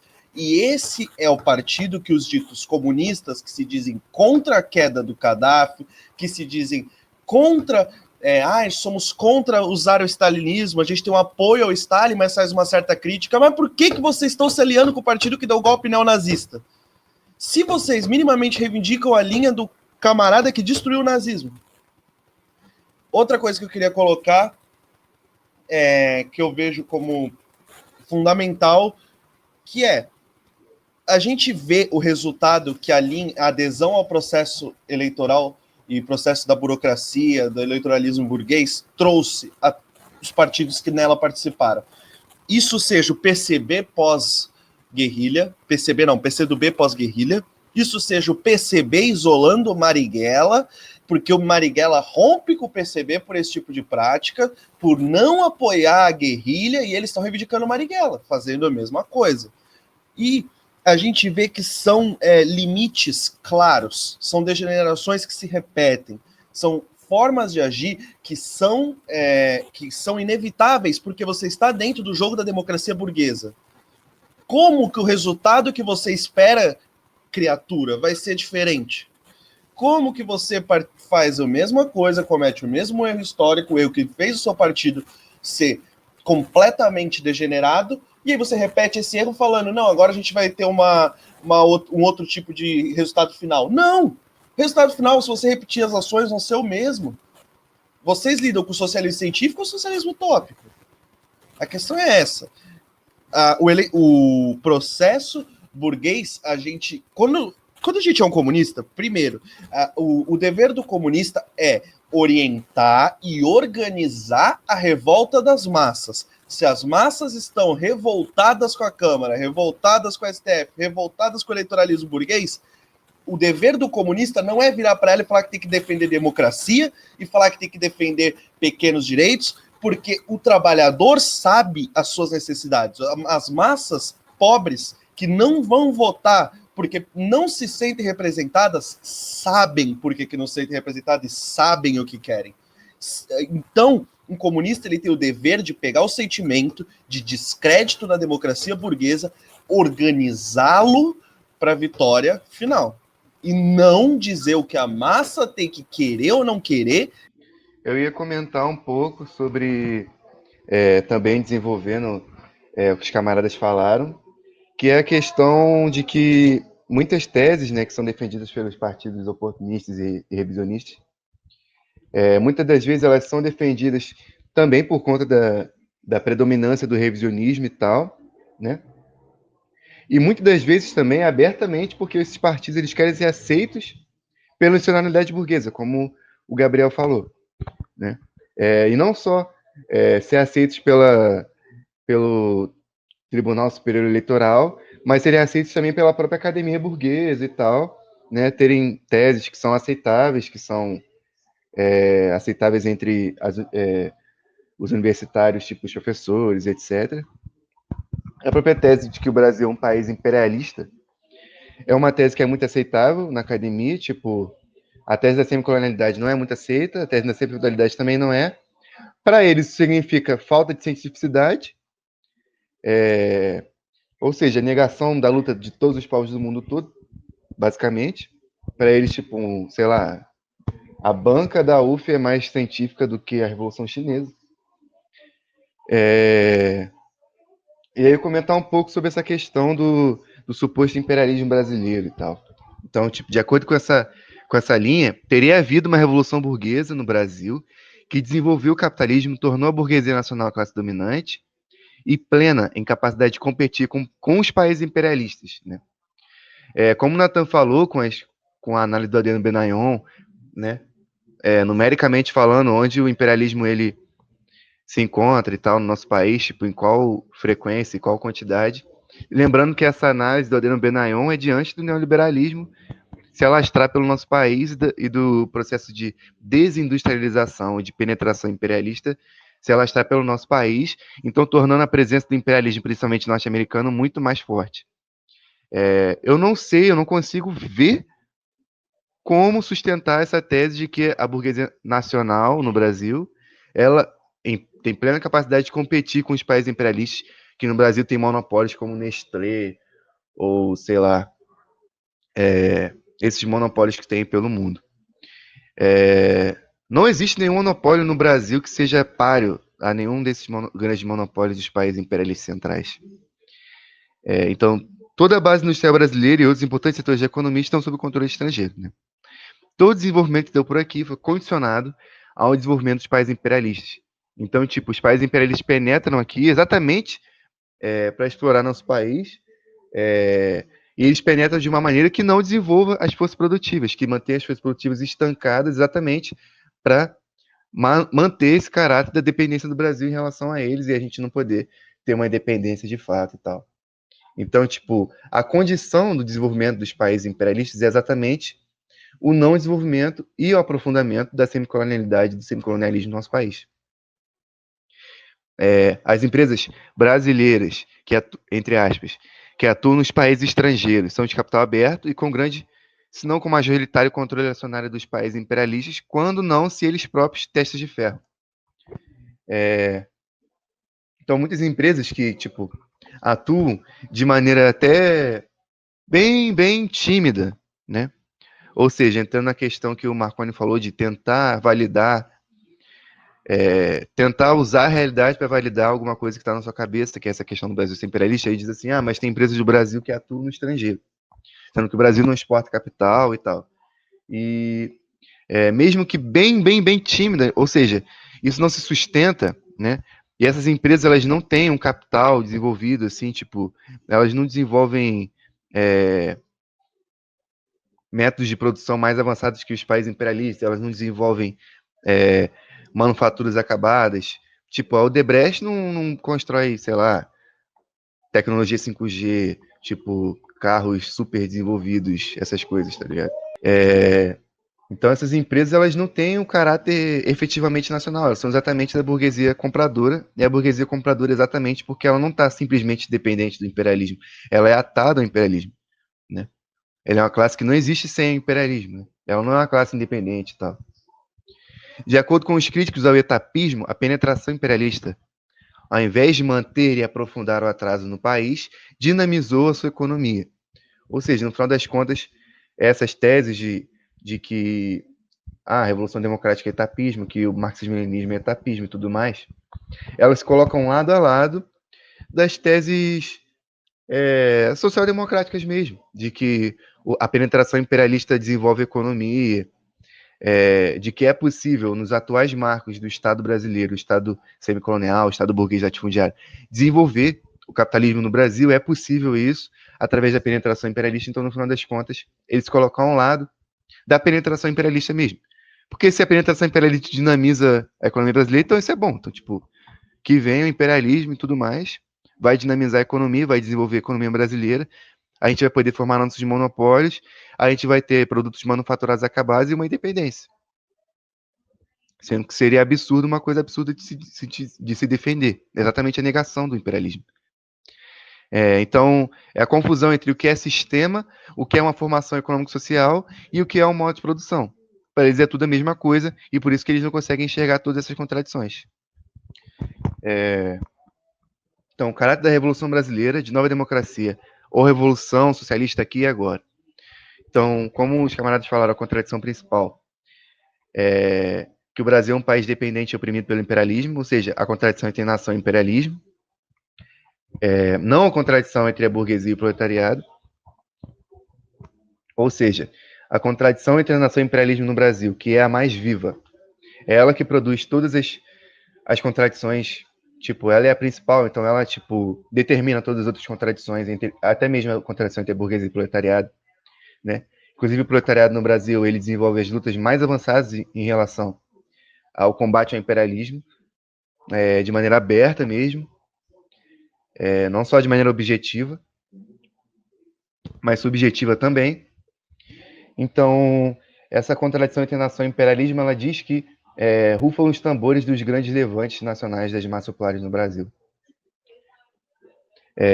Então, coloca a dependência, né, os críticos do etapismo, como apenas uma característica da economia brasileira desenvolvida no país, quando, na verdade, essa é a característica principal, e é isso que determina tudo no nosso país, né? E a Revolução Democrática exige o enfrentamento dos elementos reacionários e a derrubada do Estado burguês latifundiário. Isso é importante ser dito. Muitas pessoas, por questão linguística e tudo mais, de dicionário, essas paradas, de gramática, elas acabam achando que a Revolução Democrática é uma revolução através das eleições, é um processo gradual e tal, quando a Revolução Democrática é exatamente derrubada do Estado semicolonial que a gente vive e o avançar em relação à semifeudalidade também. Então era isso que eu ia comentar por hora, tipo, os defensores do imperialismo brasileiro, de que o Brasil é um país imperialista, né? Como eu já disse aqui em outras reuniões, eles não classificam, por exemplo, a África do Sul enquanto país imperialista, né? E se você for ver, vários processos de libertação nacional na África tiveram entre os países que invadiram os países que estavam nesses processos, a África do Sul. Um deles é a própria Angola. E eu comentei aqui também que as músicas do MPLA têm dizeres contra os sul-africanos. Nas músicas, tem uma música do MPLA que se chama Os Invasores do Nosso País, que eles falam dos estadunidenses, dos africanos, dos sul-africanos, né? Dizendo que eles têm que ser julgados pela revolução e tal. Julgados pela independência. Então, tipo, esses caras do imperialismo brasileiro também não vão classificar a Índia como um país imperialista, mesmo que a Índia tenha um hegemonismo até maior do que o Brasil.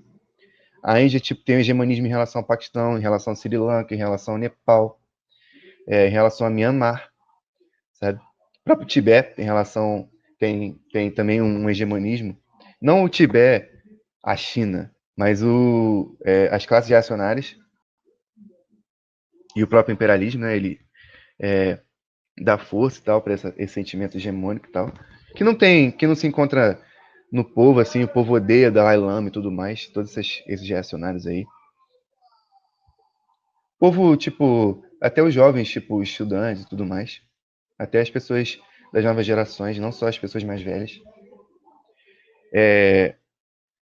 Os defensores do imperialismo brasileiro também não vão classificar o Peru, do Grupo de Lima, como um país imperialista, ou a Colômbia, que promove várias tentativas de golpe lá na Venezuela como um país imperialista, ou o México, que tem o hegemonismo com vários países ali da América Central como um país imperialista, ou a Turquia, né, que chega a invadir outros países, ou a Arábia Saudita, que chega a invadir outros países, de fato, militarmente, tal, com o exército nacional, como um país imperialista, porque isso não faz nenhum sentido. Na tese do que é o imperialismo, dos países opressores e oprimidos, da explotação de capital e tudo mais, dos monopólios. Esses países não têm monopólios próprios, né? Então, tipo, dizer assim, tal país sei lá, um paraíso fiscal. Então, tipo, os reacionários dos países imperialistas e reacionários da burguesia burocrática compradora remetem dinheiro para lá, então simplesmente isso qualifica o imperialismo desses países, isso qualifica esses países porque eles têm dinheiro pra caramba e tal. Então eles são países imperialistas porque eles têm muito capital e tudo mais. Isso seria absurdo, sabe? Porque isso é exatamente o caráter da dominação que esses países sofrem, sabe?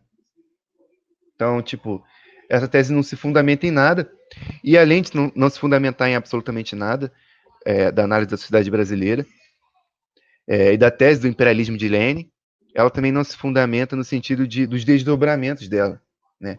Existem países oprimidos ou não? Todos os países são imperialistas? Todos os países que são hegemonistas ou arrogantes são imperialistas? Isso qualifica o imperialismo desses países? Ou isso só qualifica o imperialismo no Brasil, mas na África do Sul não? Tipo, são questões aí que têm que ser levantadas para essas teses, essa tentativa de defesa de que o Brasil é um país imperialista. E além disso, a bizonhice desses defensores dessas teses, porque ao mesmo tempo que às vezes eles defendem que o Brasil é um país imperialista, que o Brasil é um país capitalista desenvolvido, que o Brasil é um monopolista, eles também defendem nacionalismo, Revolução Brasileira e tudo mais. E qual o sentido disso? Qual o sentido de defender a Revolução Brasileira? Qual o sentido de falar em Revolução Brasileira, de falar em nacionalismo, se o Brasil é imperialista? Se o Brasil é imperialista, o Brasil está tete a tete com a Inglaterra. Então, tipo, como é que você vai defender que o Brasil é um país de terceiro mundo e tal? Se você nega que o Brasil é um país semicolonial. Então, o Brasil é um país como a França. Tipo, não vai ter Revolução Brasileira. E se não existe nenhum país imperialista no mundo, porque todos os países são imperialistas. E aí, as revoluções que já tiveram, as revoluções que estão acontecendo hoje e tal. Como que você vai explicar as guerras nacionais e tudo mais? Então, essas teses, elas não têm pé nem cabeça nenhum. É só para poder negar a tese da nova democracia. É simplesmente uma negação e tentar ficar justificando essa negação. Então é isso que eu ia colocar aqui. Como meu comentário final, indo de encontro com o que o Pedro bem pontuou sobre essas inconsistências, enfim, essas contradições que são explícitas nessas teses, é muito importante salientar porque nessa sanha deles baterem no maoísmo, considerando que o maoísmo é uma transplantação de uma realidade alheia do Brasil e tal, que é isso que eles compreendem como maoísmo, eles estão de fato negando que foi aportado pelo próprio marxismo-leninismo. Tipo, como o Marconi bem pontuou, o marxismo ele teve seus desenvolvimentos, teve seus saltos qualitativos. Aqui a gente defende sim o marxismo-leninismo-maoísmo, pelas condições objetivas que isso foi posto ao longo da história, mas que de fato, ao mesmo tempo que na fraseologia eles tentam se portar como marxistas-leninistas, eles estão sendo completamente contrários ao marxismo-leninismo, de fato, né? Eles não compreendem o marxismo na sua forma científica e, de fato, também não compreendem a realidade brasileira, tampouco podem trazer essas respostas concretas sobre a nossa realidade e muito menos construir uma vanguarda, né, para que o povo supere também essa realidade de dominação e subjugação que nossa nação tem frente ao imperialismo. Sendo aqui a minha fala final também, quando nós vamos discutir, né, esta problemática da reincidência, né, destes pontos que foram levantados pelo eurocomunismo, nós temos que levar em consideração, né, algo que o Pedro colocou ali ao fim da fala dele, e que foi brilhantemente colocado, que não adianta falar de revolução nacional, né, se nós consideramos de forma errada a realidade. E a promoção do eurocomunismo foi a promoção do não estudo da realidade, né, da colocação da realidade numa caixinha desta forma, que pode ser dita hegeliana, né, e que, inclusive, pode muito ser dita hegeliana, porque, como sabemos, né, em grande parte, os teóricos do eurocomunismo e os seus continuadores espirituais nos dias atuais, eles são da tese de retorno a Marx, né? Eles são da tese de vamos voltar a Marx, e voltam, e voltam, e voltam, e matam o Marx bebê ainda no berço, e voltam a Hegel, porque aí ele ainda existe, mas alguns matam Hegel também, e voltam lá, né, a Parmênides ou a Heráclito, né, e simplesmente se perdem nessa aí, né, porque ou dizem, né, como o próprio Coutinho fazia, né, tentando retornar a Marx, porque é engraçadíssimo que ele utiliza, né, Marx e Lenin até mesmo para comprovar sua teoria, é engraçadíssimo isso. Ele vai tentar voltar a Marx, ele volta a Parmênides, né? Ele acaba lá em Parmênides, porque ele fala assim, não, a democracia é um valor universal. Só que ele confunde universal, né, porque todo conceito, de certa forma, vai ser universalizado. Perdão. Ele confunde universal com absoluto. E aí ele volta lá em Parmênides falando, dando a entender em seu texto, né, que a democracia, enquanto coisa universal, ela pode sofrer algumas mudanças, né, aqui e ali, mas isso são mudanças superficiais e ela continua como valor. E é risível, né, porque a democracia, afinal, é proposta historicamente pela burguesia, né, pelo menos na forma em que a conhecemos, né? E, obviamente, não se concretiza plenamente, tanto que devemos a modificar, né? E é engraçadíssimo, outros voltam a Heráclito, e isso é bem comum também, principalmente nos partidos comunistas atuais, né? Este retorno a Marx, que é um retorno a Heráclito, onde o socialismo vira a negação do capitalismo, né? Porque Heráclito falava, o ser entra no rio, e aí quando o ser entra no rio, mudou no outro dia, aí mudou o ser, mudou o rio. Né? E Marx exatamente, ele vai falar, não, gente, calma aí, peraí, não é assim também. Né? Alguma coisa do rio, alguma coisa do homem permaneceu. Né? Mas os caras acham que não. Que a gente vai entrar no socialismo e aí sim, acabou. Não vai ter mais nada da época capitalista. Ou acham que o processo para chegar no socialismo ele tem que ser completamente sem contradição alguma. Né? E aí vão colocar isso. E quando a gente vai falar sobre a permanência destas teses, né, nos partidos comunistas atuais, que é a coisa de maior importância, afinal, né? Temos que sempre nos mover para frente, né? E estes partidos, eles vivem, em grande parte, sobre rixas, né? Que são históricas, né? E quando nós vamos considerar o atual, nós temos que olhar e perceber que o eurocomunismo, ele nunca foi superado. Na esquerda brasileira como um todo. Nunca foi superado, pois qual a perspectiva, como o Gabriel bem colocou, qual a perspectiva que os comunistas devem ter num momento de descrença generalizada das instituições burguesas? É uma de defesa das instituições burguesas? Gente, nós temos o fenômeno do bolsonarismo em nossas mãos. O conhecimento foi jogado no nosso colo. Não precisaria nem ler Lenin. Não precisaria retornar a essas teses. Não precisaria. Porque o conhecimento foi jogado no nosso colo.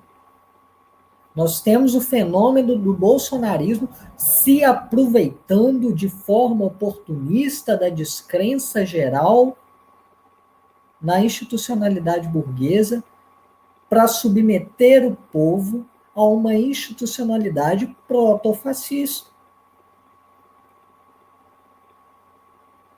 Então é ridículo, é completamente ridículo você colocar a partir disso. Não, vamos aqui defender os direitos democráticos do povo em abstrato. Porque os direitos democráticos do povo, quando a institucionalidade burguesa está sendo colocada em dúvida, eles devem ser afirmados em sua concretude, na destruição da democracia burguesa que permitiu que esses direitos fossem subvertidos. Então, nós vemos a permanência da tese fundamental da iteração brasileira do eurocomunismo formulada por Coutinho, que é exatamente o quê? Subordinação do socialismo à democracia.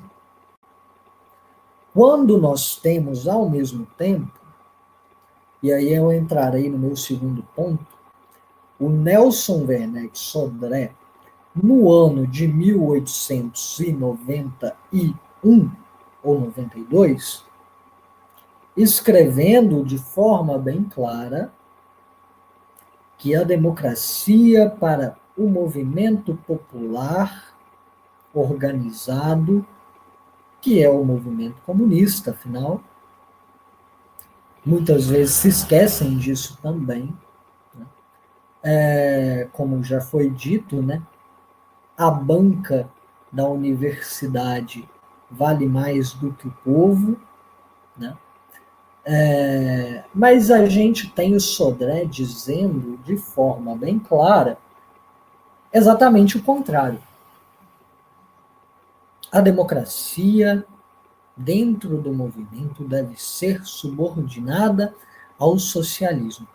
E, ao mesmo tempo, a busca do socialismo é necessariamente a busca da aglutinação de todas as classes progressistas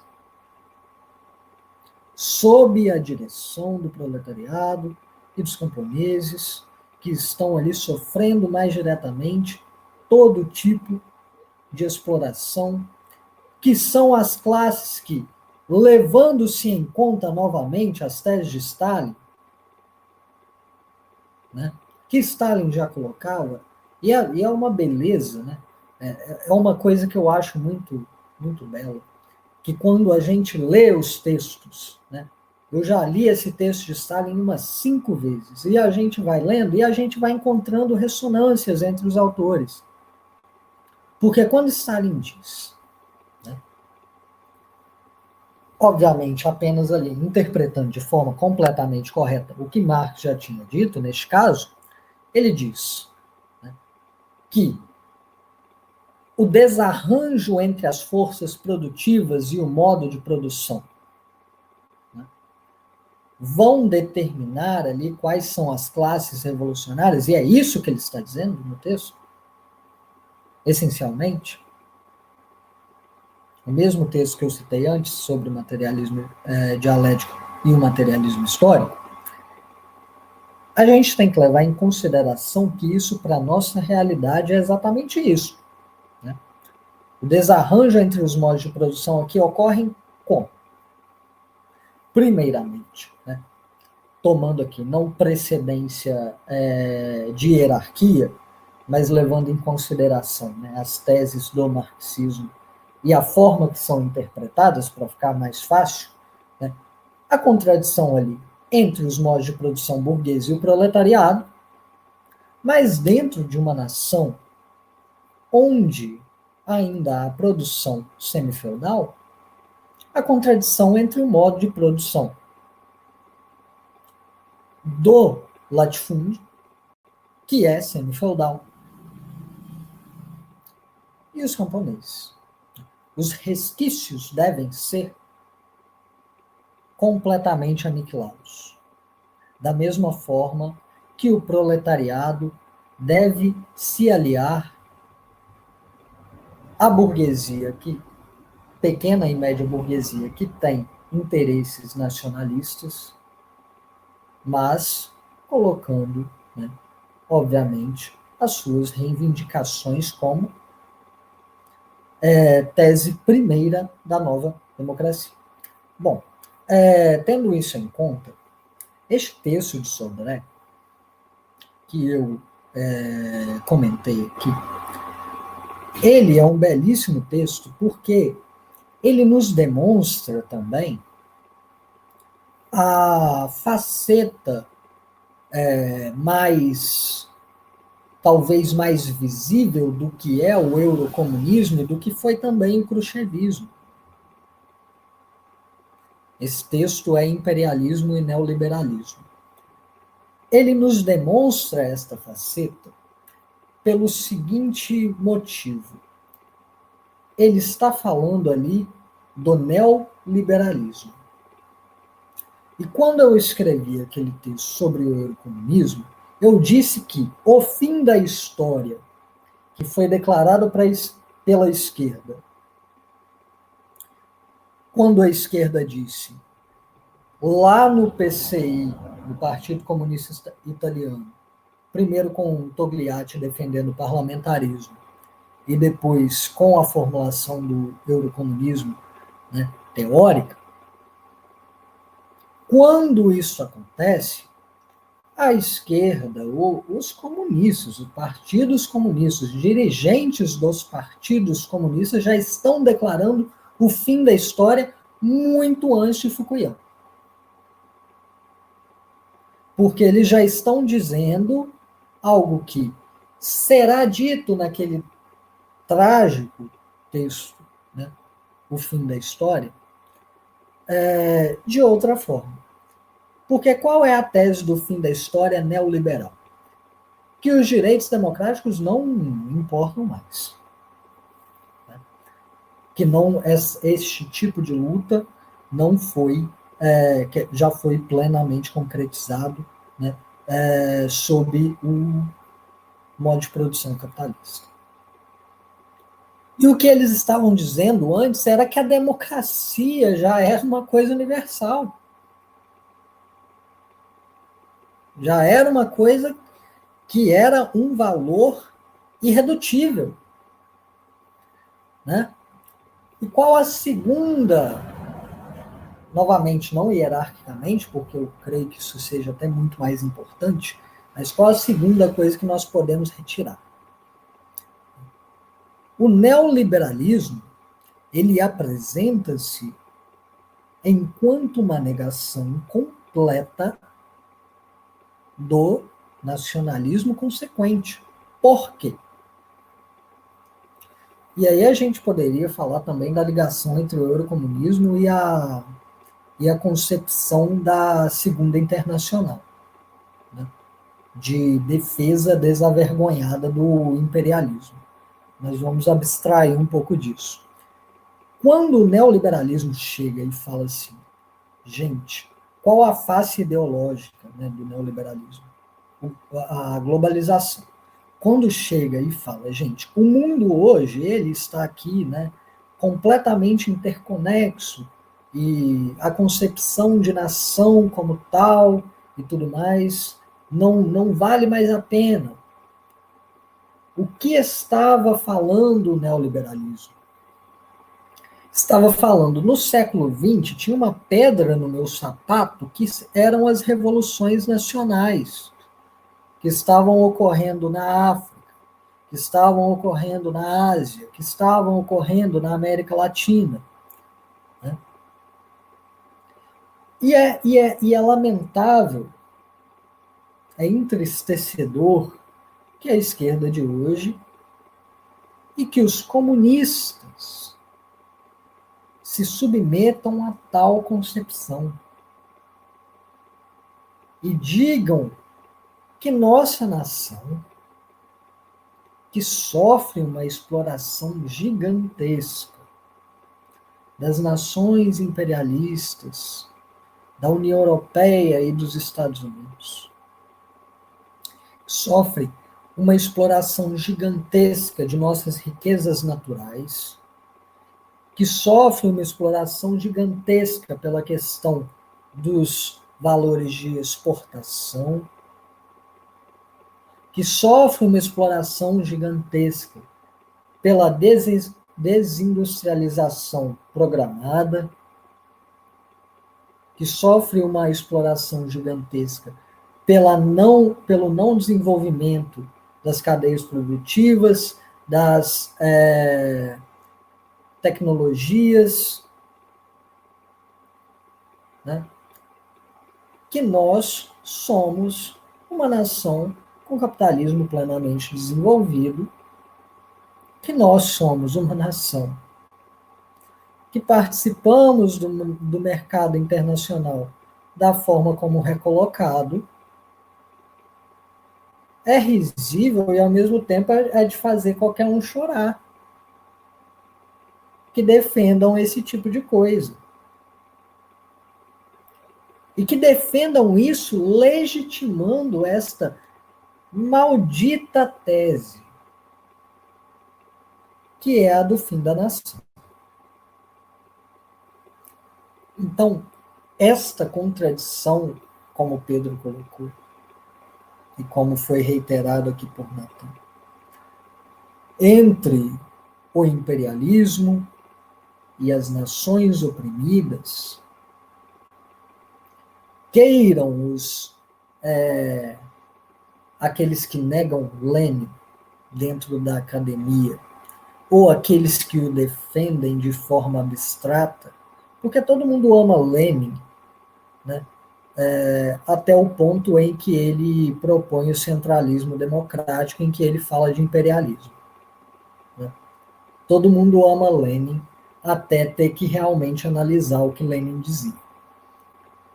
Então, que estes abandonem completamente essa tese leninista, que foi exatamente, junto com a questão da ditadura do proletariado, junto com a questão do centralismo democrático, né, uma das bases do desenvolvimento científico, que é o leninismo para o marxismo, que abandonem essa tese e que pensem que ela foi superada, que ela está datada, não sei mais o que, como quiserem colocar lá nos grandes papéis e artigos que eles escrevem, né? Que abandonem isso é deplorável hoje em dia, porque a contradição do século XX entre a nação e o imperialismo nunca foi plenamente superada. Em alguns lugares, sofreu derrotas das quais as nações não se recuperaram ainda. Então, para a gente falar que nossa tática de luta nacional e internacionalista em suas bases concretas deve ser reformulada, nós devemos ter muito, muito cuidado, porque a contradição principal daquela época não foi esperada. Pois se fosse o imperialismo, teria caído. Correto? Então, sempre quando formos propor algum desenvolvimento, a gente tem que ter isso em mente. Não é que não pode desenvolver o pensamento de Lenin, pois já foi. Mal o desenvolveu brilhantemente. Não é essa a questão. Né? A questão é que temos que ter cuidado para, no processo que chamamos de desenvolvimento, não estarmos fazendo simplesmente uma negação mecanicista de certas coisas e chamar isso de desenvolvimento. Porque o próprio Lenin já dizia em seus cadernos sobre a filosofia de Hegel, ao estudar Hegel, e isso pode ser generalizado para o estudo de qualquer coisa, que sempre quando a gente for falar assim, olha, isso aqui não me serve, a gente não deve fazer isso de forma mecanicista. A gente deve analisar a essencialidade da coisa e o que serve e o que não serve. E Lenin, neste caso, falando sobre o imperialismo, em sua essencialidade, serve, continua a servir, nunca deixou de servir e está completamente, plenamente correto. O desenvolvimento maoísta e o desenvolvimento, mesmo de autores aqui brasileiros, por exemplo, como o próprio Nelson Werneck Sodré, dessas teses, eles são simplesmente desenvolvimentos dessas teses. Não são negações mecânicas. Acho que a gente pode entrar nas falas finais, após a brilhante explanação do Marconi, e dizer que sem uma análise correta da realidade brasileira, a gente não consegue aplicar o marxismo-leninismo, né? A nossa perspectiva revolucionária e tal, no nosso país, conectar a nossa luta revolucionária com a luta do povo brasileiro e nem muito menos dirigir a luta de maneira que ela seja de fato vitoriosa e derrube de fato o Estado burguês latifundiário e instaure a nova democracia e posteriormente a Estado do proletariado. Se a gente não tem uma análise correta da realidade brasileira, se a gente simplesmente tem uma análise mecânica, que aí sim a gente pega elementos e tenta transplantar para a realidade brasileira, como o capitalismo desenvolvido e tal, como o monopolismo, né? Até ignorando vários outros elementos que são necessários para poder fazer a análise que você quer fazer, aí você ignora um monte de coisa simplesmente porque você quis. Não é possível, com isso, com essa análise errônea, fazer uma revolução no Brasil que seja vitoriosa, realmente libertar nosso país do imperialismo que assola a nossa nação, né? Ao invés do que muitos dizem que a gente tem um imperialismo próprio e tal. Não é possível que a gente dirija uma revolução, conecte nossas concepções com a luta do povo brasileiro e seja vitorioso, né? Nossos objetivos, alcance as nossas as coisas que a gente deseja e tudo mais, né? A gente sempre vai cair e continuar caindo de derrota em derrota. Enquanto isso, o imperialismo vai penetrando no nosso país, o governo vai falando que serve às grandes potências abertamente, e as pessoas vão falando que o Brasil, mesmo assim, é um país imperialista, né? Não sei em qual momento da história que o Brasil rompeu com as antigas oligarquias. Mas aí é isso, a gente busca sempre ter a nossa análise correta, assim, a nossa análise concreta, resgatando as análises marxistas-leninistas que já foram feitas no nosso país também, pelo próprio Partido Comunista do Brasil, na época que ele era revolucionário, como Nelson Werneck Sodré, Alberto Passos Guimarães, vários grandes camaradas aí que analisaram o Brasil. Ao contrário do que dizem, né, que a nossa análise é simplesmente maoísta e tal, né, quando ela resgata a política do partido quando ele era revolucionário e tudo mais, que defendia a Revolução Democrática. Não é possível que a gente consiga arcar com as nossas responsabilidades, né, aplicar as tarefas que têm que ser realizadas, se a gente nem sabe quais são essas tarefas. Se a gente busca bodes expiatórios para bater, como Mao, Stalin, para poder negar uma linha, negando a história abertamente, negando a história do Brasil, as tradições revolucionárias do nosso povo, a história do Partido Comunista do Brasil e tudo mais, só porque você quer se manter na sua posição, só porque você quer sentar no trono, né? Com isso, não é possível que a gente seja vitorioso na nossa luta, né? Então, tipo, é isso que eu ia colocar aqui de encerramento. Agradecendo aí a participação dos nossos camaradas e as brilhantes falas, eu queria ressaltar também, indo de encontro com o que Pedro comentou, que isso de fato é não só um desrespeito, por assim dizer, com os revolucionários que travaram, até aqui mesmo no Brasil, as lutas pela emancipação do nosso povo, e de fato um desrespeito com a realidade do povo que sofre, de fato, com os mandos e desmandos desse Estado burguês latifundiário e da ofensiva do imperialismo.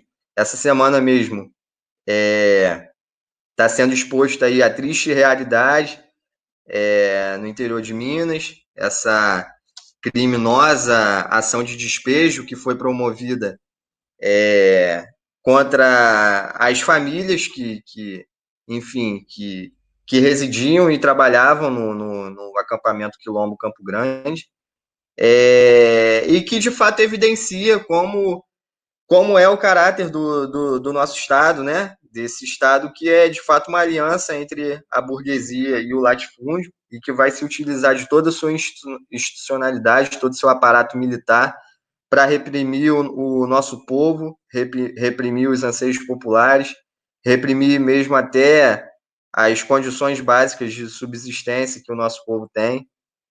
No caso, fica mais do que evidenciadas as contradições que o imperialismo e o latifúndio impõem ao povo brasileiro, porque é no campo que essas contradições elas são agudas. A gente vai ver que esse foi um exemplo de que centenas de famílias, centenas de pessoas, elas foram desabrigadas e do seu sustento em uma ocupação que ela foi feita mediante o que era de direito, né, de direito democrático delas mesmas, por elas terem ocupado essas terras pelas dívidas trabalhistas do grande latifúndio, que era dono dessas terras.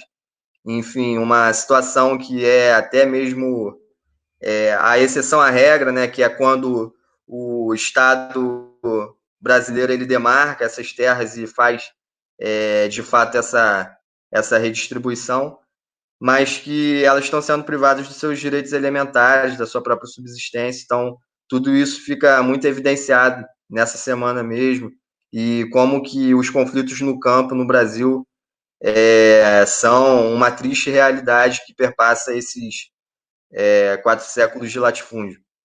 Então, encerro minha fala aqui, nesse sentido, para a gente estar sempre investigando, de fato, a realidade brasileira, investigando, de fato, quem é o povo brasileiro, seus anseios, e, de fato, que a gente possa contribuir com a sua efetiva emancipação.